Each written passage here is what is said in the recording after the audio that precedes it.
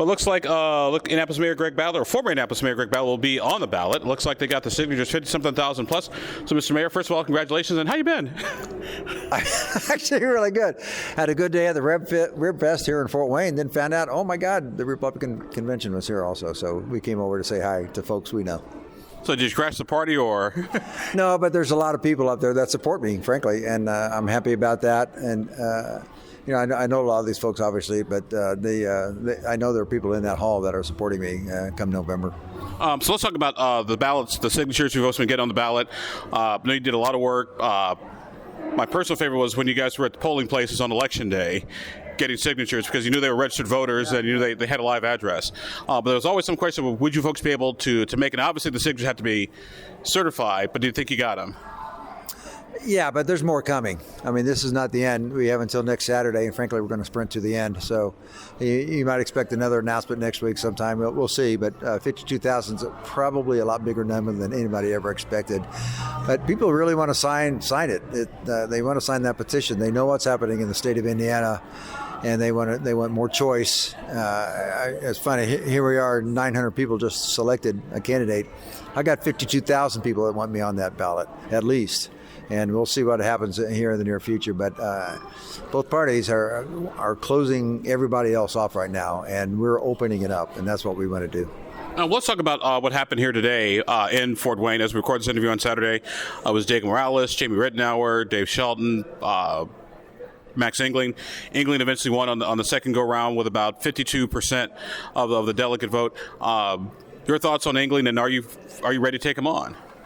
I really don't have any thoughts on him because this is bigger than that. This is about opening up voter choice. This is about putting in somebody in that office that matters, that can bring dignity to it, that has a track record. I find now that both the Democrat and Republican Party candidates, neither one have ever been in charge of anything. I have throughout my entire life. And so if we have to clean house in that office, you want somebody who's been in charge of something before, as I have for quite a few times in my life, including 8 years as the mayor of Indianapolis. Neither one of them been in charge of anything. It's interesting because when we asked Bo Bai and Max Engling about your candidacy, they said, well, welcome to the club. We're focusing on our own issues, on whatever. How do you convince Democrat and Republican voters that, hey, maybe it is time for an independent, not necessarily libertarian, third, fourth party? Well, first, let's look at the number of independents in the state of Indiana. 41% of the people see themselves as independents. Now, they actually have an independent to vote for. That's the first thing. There's a lot of people out there that really have no place to go, and they're looking for somebody like me to become the Secretary of State because they have no place to vote. 29% Republicans. We're here today. 29% of the people in the state see themselves as Republican, but only 900 of them voted for this candidate today, where I'm at 52,000 and counting. So I think that says a lot. I'm not worried about anybody else. What I'm worried about is the future of the state of Indiana, and how are we going to make this a nonpartisan, an independent office. Somebody who won't endorse anybody, fundraise for anybody, won't raise money in any way in that office. That's what we're going to do. That's exactly what we're going to do when we get in there, because it's been the wrong way for too long. How do you get your message out to voters? Like, there is you guys do have another choice. Well, we have to travel. We have to get word out. We have to use every avenue that we can right now to get the word out. And I think we're going to be doing that. And once all of this is cleaned up by the end of June, and we're going to start getting out. I was at the Rib Fest today. I've been in East Chicago. I've been in other places. We're going down to Evansville on Wednesday. We're getting out quite a bit right now, but we want more. Frankly, we want to 10 times what we're doing right now. And then we'll use all the media sources that we possibly can. We'll get the word out as best as possible. I have a good track record. 8 years as the mayor of Indianapolis, and almost everybody concurs that everything was running well when I left office. So I'm happy that now we have somebody who's a candidate for the Secretary of State's office that actually has done something in their life before, and I'm looking forward to that, actually. One of the things that popped up recently was the fact that you had a campaign person turned in fake signatures, just been turned over to the prosecutor. Folks have started to blame you, like, if Greg Ballard can't get somebody to collect signatures, how can he oversee an election? Your thoughts, your response to all that? Yeah, so there were about 9 signatures, but we just got 52,000 more that they're not counting. And I find that really funny. A couple things on this. One is the system worked. I'm glad it worked. It's supposed to work. And I'm sure the clerk's office did exactly what they were supposed to do, but how did that wind up in the hands of the Hamilton County Republican chair? That's a really interesting question. The system worked perfectly, as it should have, and I'm happy about that. But again, I go back to there's 52,000 people right there, and also they're questioning me. Really? They just took 2.5 hours to count 1,800 votes. Really? They're going to question me? I don't think so. So what is your game plan for the next 6 months between now and the end of now and November? What do you do? What do you tell the voters? What's your game plan? What are your 3 top office priorities? Well, I think everybody knows about the voter's guide. We got to make sure they're not going to close the primaries up, because it's already a closed system to begin with. So we're going to advocate for that pretty strongly. Or if they want to do this, the Republicans and Democrats want to have their own shindig, and they want the taxpayer. They want all of us to pay for that. I don't think that's appropriate also. So, plus I think there's probably a lot of processes in there. When I was the mayor of Indianapolis, we brought in Six Sigma. I think we need to. It matters how you do business in a government office.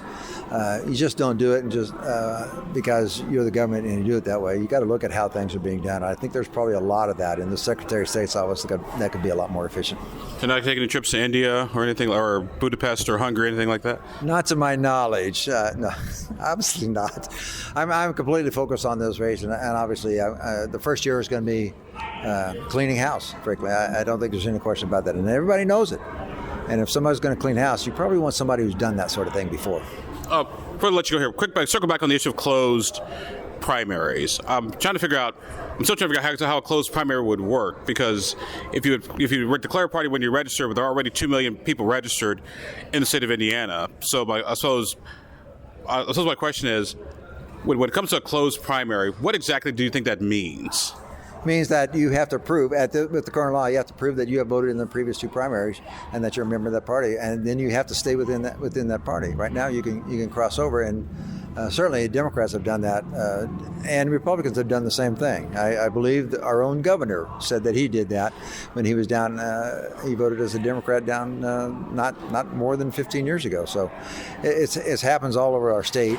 It has worked well for us in the past. But anything that closes the system more, especially at taxpayer expense, makes no sense. Some folks may question your Republican, semi-conservative credentials because of things you did as mayor of Indianapolis. I go back to the book you wrote about being an urban Republican mayor. Anything in your past and your record that you would have done differently, or? I think there's probably always some things differently, but again, it might have gone to more process. I think what we did was effective. I governed for everybody in the city, and everybody knew that. Even though I was elected a certain way, when I governed for everybody. And if you talk to Democrats in Indianapolis, they'll tell you the same thing. I had a couple here that was obviously a Republican couple that said, yeah, when you were in there, everything was working. When you left office, and it's just slowly declined since. So everybody knew I governed for everybody, and everybody knew I was looking for the long-term health of the city. That's what I'm going to do in this office also. So final question, how do you get, once again, those moderate Republicans, independent Democrats to vote for you? Just get the name out and let them know I'm doing this. And I think that's out there. It's out there quite a bit also. There's a lot of people upstairs in this very building that are going to vote for me in the fall. I know that to be true. And we'll get the word out. I think both Democrats and Republicans have been a little dissatisfied. Both parties have been trying to get us out of the race early on, no question. And so I think both parties are a little bit scared of what's happening right now. Any worry about the Biden name? No, not at all. They should be worried about the Ballard name. All right, Mr. Mayor, Kansas Secretary of State, always good to talk to you. Thank you much for being with us today. Thanks, Abdul. Appreciate it.